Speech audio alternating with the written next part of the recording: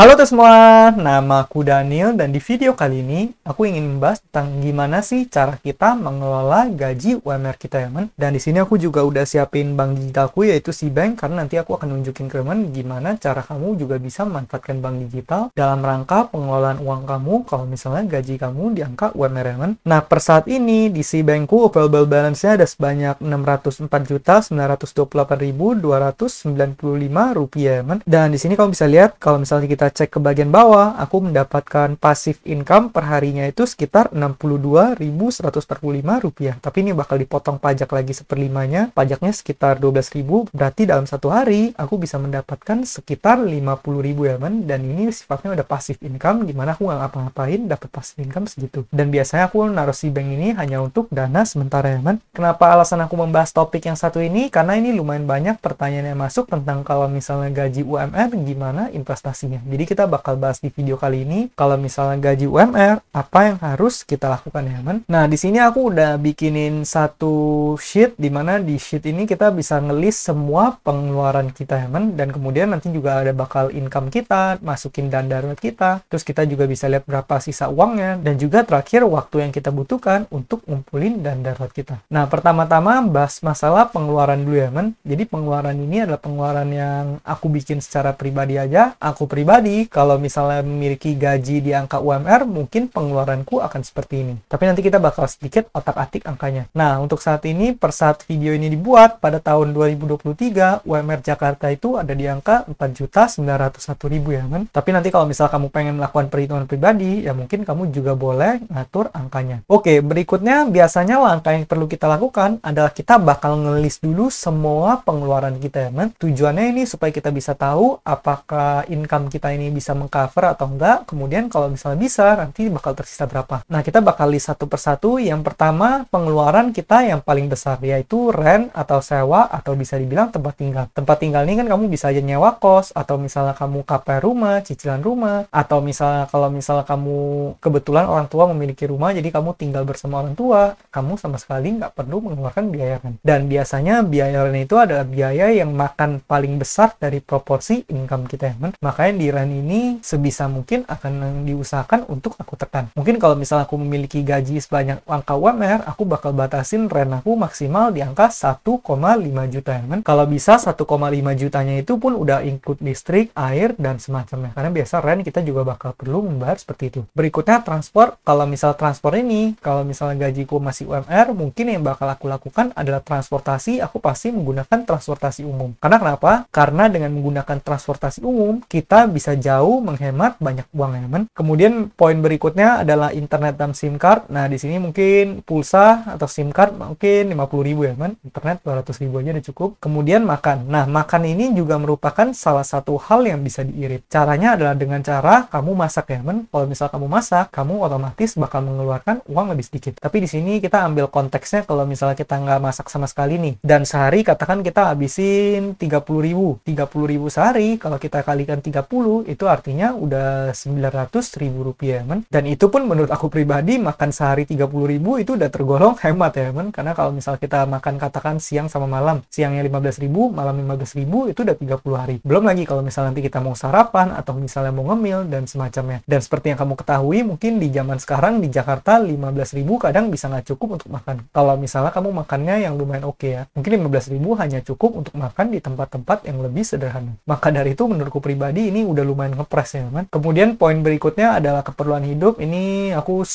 jumlahin aja semua di sini. Mungkin katakan seperti sabun, skincare, odol, sikat gigi, deterjen dan semacam-macamnya ya man. Kita bakal masukin aja ke sini katakan 400.000 rupiah. Kemudian di sini kasih ortu atau sedekah. Nah, jangan lupa untuk kamu membantu orang tua kamu ataupun sedekah. Kalau misal kamu masih belum bisa bantu banyak orang tua pun, setidaknya nggak apa-apa kamu bantu dikit aja. Atau kalau misalnya nggak bantu pun, yang penting kamu jangan nyusahin ya men. Apalagi kalau misalnya kamu baru mulai karir. Biasa di awal-awal karir kan keuangan kita mungkin masih belum sebaik itu, jadi paling nggak kita nggak nyusahin orang tua itu udah bagus banget. Bisa mandiri, hidup tanpa orang tua itu udah bagus banget ya men. Kalau misalnya kamu ada berlebih, kamu juga boleh taruh di sedekah. Poin berikutnya adalah entertainment. Entertainment ini ada banyak banget, seperti contohnya belanja, misalnya hangout, misalnya minum kopi, ngopi-ngopi cantik, belanja cantik, makan-makan cantik, belanja online, ataupun kebutuhan konsumerisme yang lainnya men. Nah mungkin di sini aku bakal batasin 500.000. Poin berikutnya adalah listrik, air, gas, telepon, ini 200.000. Kalau bisa masukin ke yang rent ini ya men. Kemudian yang terakhir kita juga harus punya BPJS atau asuransi. Tujuannya untuk proteksi ya men. Ini penting banget karena kalau misal kamu dalam konteksnya income-nya masih UMR, terus nanti tiba-tiba terjadi kenapa-napa ke kesehatan kamu tiba-tiba butuh dana yang gede, itu bisa bahaya banget. Contoh paling mudahnya kalau amit-amit kita kena usus buntu,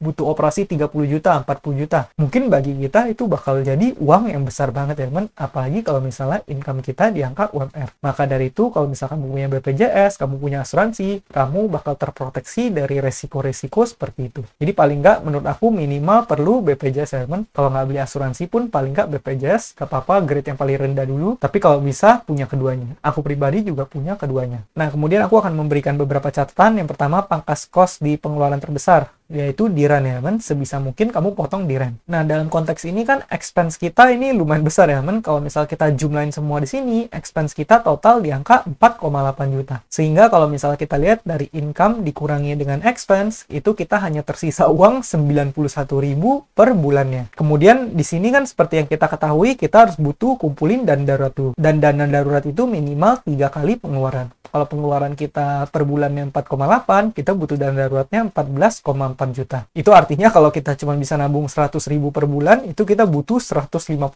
bulan untuk ngumpulin dana darurat. Artinya itu benar-benar nggak bagus ya kan? Maka dari itu, di sini kita kesimpulannya kita harus kecilin expense-nya. Karena kita nggak mungkin bisa hidup seperti ini ya kan? Nah, di sini mungkin yang bisa kamu lakukan pangkas kos di pengeluaran terbesar. Pengeluaran terbesar kamu adalah rent. Kalau bisa, ini kita include aja ya kan? Listrik, air, gas, telepon, ini kita masukin 0. Jadi, kalau bisa, rent sama listrik dan segalanya itu 1,5 juta. Mungkin aku bakal masukinnya seperti itu. Berikutnya, gunakan transportasi umum. Nah, ini harusnya kalau misalnya menggunakan transportasi umum sekali jalan naik Transjakarta 3.000 harusnya sih cukup ya man. Mungkin kita bisa cut cost lagi sedikit di sini, katakan 300.000. Poin berikutnya untuk mengurangi biaya makan, kalau bisa kamu masak ya man. Kalau misalnya kamu masih punya waktu, kamu boleh masak. Kecuali waktunya itu kamu bisa gunakan untuk menghasilkan uang dan akan lebih worth it kalau misalnya waktu tersebut malah kamu gunakan untuk hal-hal yang lebih produktif. Nah itu kamu boleh consider untuk nggak apa-apa makannya itu yang sedikit lebih mahal atau makannya pesan aja nggak apa-apa, tapi kamu bisa ngasihin lebih banyak uang.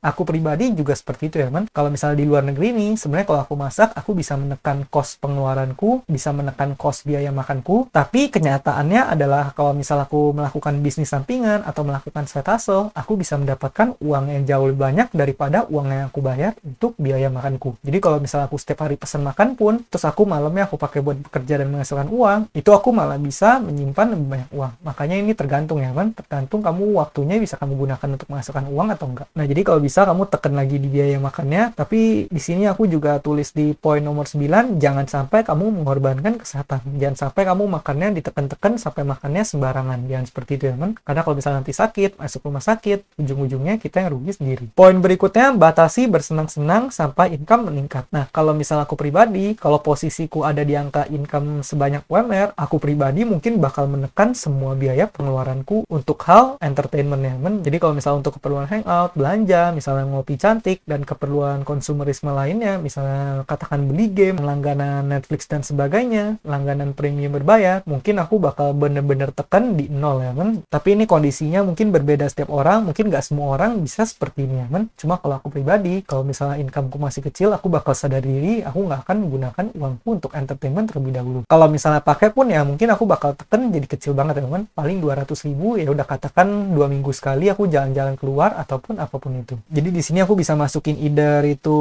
200.000 atau 0 ya man. Nah, poin berikutnya adalah beli aset yang bisa meningkatkan income. Nah, ini kalau misalnya nanti kamu punya sisa uang. Sisa uangnya boleh kamu gunakan untuk kamu investasi di aset supaya itu bisa meningkatkan income kamu. Jadi otomatis income-nya naik, lebih bisa lagi uangnya disisihin ya man. Jadi seperti itu intinya. Nah, kalau misalnya kamu lihat di sini expense-nya udah di angka 4 juta, yang artinya kita masih bisa nabung sekitar 900.000 atau 891.000 per bulan ya teman. Dan ini pun kita masih butuh sekitar 14 bulan untuk kita bisa ngumpulin dana darurat kita, dimana kita butuhnya dana darurat 12 juta. Dan aku perlu ingetin lagi, dana darurat ini kan jumlahnya 3. Ini angkanya nggak exact 3 ya teman. Kamu mungkin butuh lebih banyak kalau misalnya kamu punya lebih banyak tanggungan. Di sini konteksnya adalah kalau misalnya kamu benar-benar sama sekali nggak ada tanggungan dan kamu hanya menanggung hidupmu sendiri. Jadi ini konteksnya adalah konteks hidup kamu ideal. Tapi di luar sana aku tahu pasti ada sebagian dari kalian yang merupakan tulang punggung keluarga, kalian menanggung banyak orang, kalian menanggung katakan orang tua kalian, anak kalian, istri kalian, dan sebagainya. Mungkin nih angka dana daruratnya bisa jadi 6 ataupun 12 ataupun 9 ya teman. Cuman di sini aku asumsi kalian nonton video ini masih muda dan masih nggak ada tanggungan sama sekali. Nah, poin berikutnya adalah dana darurat itu letakkan at least 50% di aset yang super liquid. Nah, kan kamu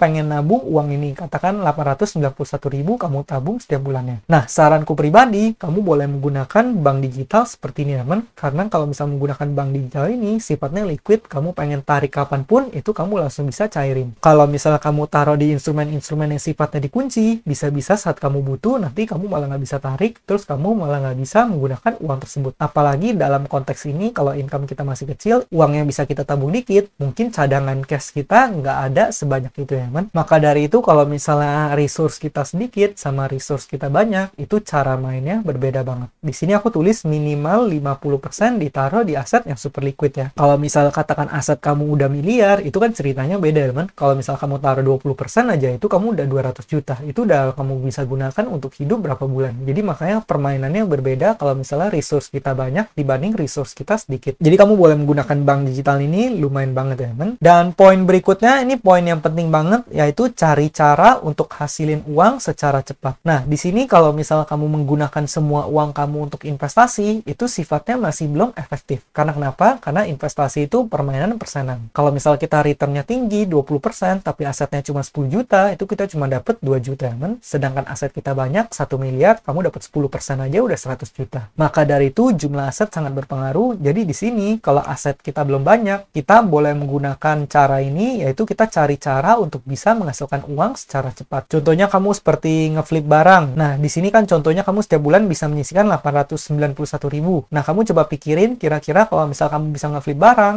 kamu bisa nggak lakukan itu? Contoh kamu beli barang yang harganya 100.000, kamu beli sebanyak 8 biji. Kemudian kan kamu punya barangnya 100.000 sebanyak 8, kamu jualin masing-masing 150.000. Itu akhirnya uang kamu udah jadi 1 juta lebih ya, man. Dan itu dengan kamu melakukan itu, kamu udah langsung profit 50% dalam waktu yang singkat. Kalau misalnya kita mau investasi, mungkin susah banget untuk dapat angka 50%. Sedangkan kamu jualan, kamu beli 100.000, kamu jual 150, itu kamu langsung profit 50%. Maka dari itu, kamu boleh coba untuk coba ngeflip barang, kamu coba jualan. Tapi kalau misal kamu nggak pengen jualan, kamu juga bisa menggunakan metode lain. Contohnya kamu katakan, kamu buka jasa apa? Kamu punya jasa, kamu punya kemampuan apa? Kamu punya kemampuan misalnya ngedit video, kamu punya kemampuan fotografi, kamu punya kemampuan ngedit thumbnail, ya udah kamu jual aja jasa kamu, itu buat nambah-nambah penghasilan kamu ya, man. Itu kalau konteksnya kamu nggak mau jualan. Atau misal kamu bikin konten juga bisa. Aku pribadi, aku juga sama ya, man. Di awal-awal karir dulu, aku ambil 2 pekerjaan. Jadi aku dari jam 9 sampai 6, aku pekerjaan pertama, kemudian dari jam 7 sampai malamnya, aku melakukan pekerjaan keduaku. Dan kedua pekerjaan itu aku dibayar menggunakan mata uang luar negeri, karena kondisinya aku kerjanya di perusahaan luar negeri. Kemudian aku hidup super duper irit, dan uangnya aku investasikan, makanya portofolioku bisa menjadi seperti sekarang. Jadi semua itu emang pastinya butuh pengorbanan ya, man. Tapi kalau misal kamu pengen cara yang paling oke, ya menurut aku cara yang paling oke ujung-ujungnya jualan ya, man. Baik kamu pengen jadi agen properti, kamu jualan properti, atau misal kamu MLM, kamu